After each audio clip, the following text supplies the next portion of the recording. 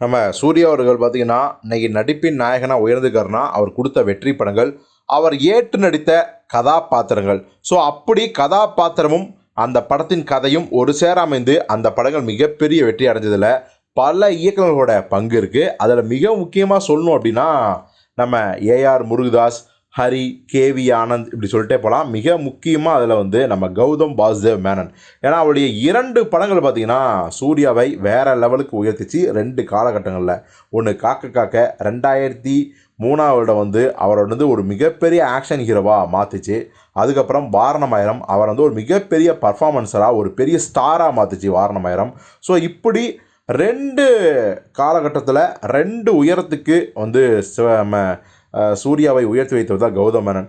இப்போது வாரணமாயிரம் ரிலீஸ் ஆகி பல வருடங்கள் ஆயிடுச்சு. கிட்டத்தட்ட இதே நவம்பர் 14 தான் 2008 வருடம் அந்த படம் ரிலீஸ் ஆச்சு. கிட்டத்தட்ட 16 வருடங்கள் முடிஞ்சிருச்சு வாரணமாயிரம் ரிலீஸ் ஆகி. ஸோ அந்த நினைவலைகளை நம்ம கௌதம் வாசுதேவ் மேனன் பார்த்திங்கன்னா அதை வந்து பகிர்ந்துக்கிட்டார் சோசியல் மீடியாவில். அவர் வந்து பார்த்திங்கன்னா வாரணமாயிரம் படத்தோட ஷூட்டிங் ஸ்பாட், குறிப்பாக வந்து அவர் சூர்யாவோட ட்ராவல் பண்ண அந்த பல காட்சிகள், பல ஷார்ட்ஸ் இது எல்லாத்தையும் வந்து பார்த்திங்கன்னா ஃபோட்டோஸாக எடுத்து சோசியல் மீடியாவில் பதிஞ்சிருக்காரு. அதில் அவர் என்ன சொல்லியிருக்காருன்னா, a film that will forever be etched in me அப்படி சொல்லியிருக்காரு. Vaaranam Aayiram is all my soul and like nothing else அப்படின்னு சொல்லுவார். அதாவது இது வரைக்கும் நான் எத்தனையோ படங்கள் இயக்கியிருக்கேன், ஆனால் வாரணமாயிரம் மாதிரியான ஒரு சோல்ஃபுல்லான என்னுடைய சோலுக்கு நெருக்கமான பிடித்த படம் வேறு எதுவுமே இல்லை அப்படிங்கிறாரு. விண்ணை தாண்டி விளையா, வேட்டையாடு விளையாடு, இன்னும் எத்தனையோ படம் எடுத்தார். ஆனால் வாரணமாயிரம் எனக்கு நெருக்கமான படம் அப்படிங்கிறாரு. அது காரணம் அவருடைய பயோபிக், அதாவது அவருடைய பயோபிக்னு சொல்லலாம், குறிப்பாக அவருடைய அப்பாவோட பயோபிக்னு சொல்லலாம்.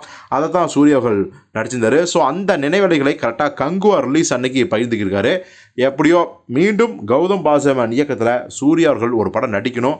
துருவ நட்சத்திரம் மிஸ் ஆகிடுச்சு. கண்டிப்பாக இன்னொரு காக்க மாதிரியான ஒரு ஆக்ஷன் படம் நடிக்கணும் அப்படிங்கிறது தான் எல்லா சூர்யா ரசிகரோட ஆசையாக இருக்குது. நிச்சயமாக அந்த ஆசை விரைவில் நிறைவேறும் அப்படின்னு நம்ம உறுதியாக நம்புவோம்.